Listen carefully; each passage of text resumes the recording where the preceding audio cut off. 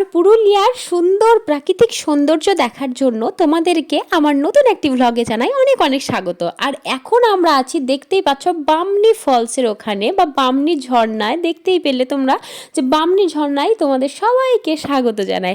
তাহলে চলো দেখে আসি যে পুরুলিয়ার সব থেকে বিখ্যাত যে বামনি ফলস সেটা কেমন।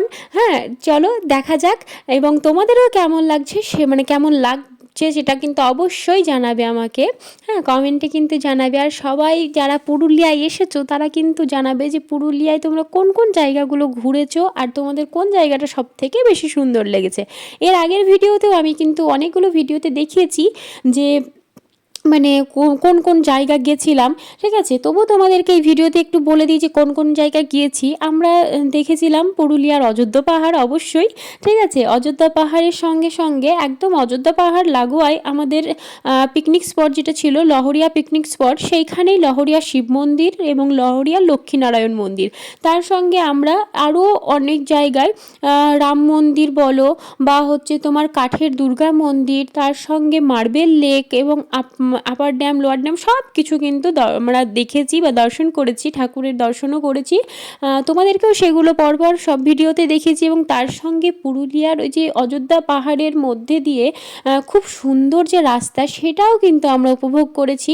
আর এখন আমরা যাচ্ছি এই যে বামনি ফলস দেখতে। আর সেখানে এত চড়াই, সিঁড়ি, নামতে তো কষ্ট হচ্ছে না, যাহাই তাহাই বেশ নেমে যাচ্ছি, কিন্তু ওঠার সময় বুঝতে পারবো যে কীরকম একটা লাগবে। আর এখন বাসছে মোটামুটি 1:45, একেবারে দুপুরবেলা, ঠিক আছে। কীরকম ওঠার সময় এত রোদ পড়েছে আর কি। হ্যাঁ, একদম চড়া রোদ, শীতের সময়তেও কি বলবো, এখন এত গরম লাগছে। কিন্তু যাইতে বললাম তো, নেমে তো পড়লাম, কিন্তু ওঠার সময় বোঝা যাবে। আর এই যে আমরা এখন নেমে এসেছি, একেবারে নিচে কিন্তু আমরা যাইনি, কারণ এই সিঁড়িটায় নামতে নামতে সবার এত অবস্থা খারাপ। হ্যাঁ, যে এটাও কিন্তু অনেকগুলো সিঁড়ি। আর এরপরে কিন্তু আর একটা জায়গা যেটা একেবারে ধরো নিচে, ঠিক আছে। তো সেই নিচে আমরা কেউ যাইনি, এতটা পর্যন্তই এসেছিলাম। এবং যত মানুষজন বেশিরভাগ ক্ষেত্রে এত দূর পর্যন্তই আসছে, বা এরও ওপর পর্যন্ত, এরও আগে যেটা ছিল যে জায়গাটা, সেই জায়গা থেকেই ঘুরে যাচ্ছে, ঠিক আছে। আমরা একেবারে নিচটা কিন্তু যাইনি। আর তোমাদের এই ঝর্ণা দেখতে কেমন লাগছে সেটা কিন্তু অবশ্যই জানাবে। আর তোমাদের কি বলবো, ঝর্ণা বা প্রাকৃতিক পরিবেশ কেমন উপভোগ করছো সেটাও অবশ্যই জানিও। আমরা কিন্তু প্রচুর উপভোগ করেছি ঝর্ণার, একে গরম লেগে আছে ধরো, তার মধ্যে ঠান্ডা জল, ঝর্ণার এত সুন্দর লাগছে, ঠিক আছে। ঝর্ণার কাছে যখন দাঁড়িয়ে ছবি টবি তুলছিলাম, তখন ওই যে ছিটিয়ে ছিটিয়ে জল এসে গায়ে পড়ছে না, এত মজা লাগছে কি বলবো তোমাদের। হ্যাঁ, ওই যে দেখো, অতটা আমরা এখন গিয়েছিলাম, তারপরে এই যে আমরা উঠে চলে এসেছি, উঠছি আস্তে আস্তে আর কি, ঠিক আছে।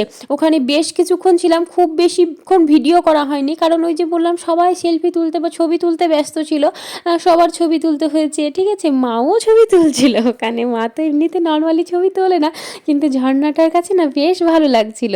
হ্যাঁ, আর এত সুন্দর উপভোগ করেছি জায়গাটা। আর তারপরে এই যে দেখো, আরেকটু ওপরে উঠে এসে মাঝখানে এরকম একটা জায়গা ছিল, যেখানে কিন্তু খুব সুন্দরভাবে দেখতেই পাচ্ছ ঝর্ণার জল, একদম স্রোত এত সুন্দর আর এত ঠান্ডা জল, কি বলবো তোমাদেরকে, এত ভালো লাগছিল এখানটায়।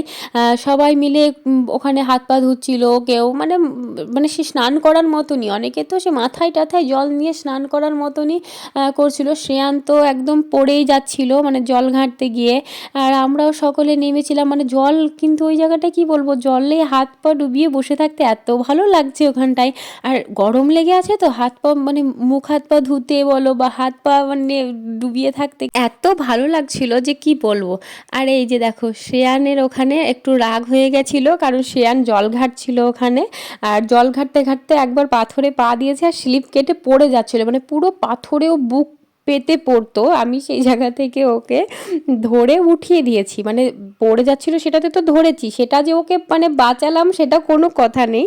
ও হ্যাঁ, ওকে ওই যে উঠিয়ে দিয়েছি সেই জন্য ওর রাগ হয়ে গেছে, এখন আর আমার সঙ্গে কথা বলবে না। আর যেহেতু দিদুন আছে সাপোর্টে সেহেতু অবশ্যই মানে আমাকে তো এখন পাত্তাই পাবো না আমি।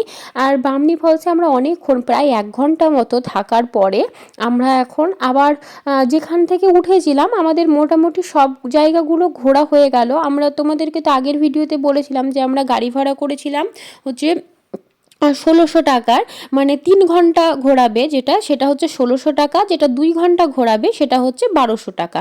তো আমরা ৩ ঘন্টার জন্য ১৬০০ টাকা সেইটাই নিয়েছিলাম।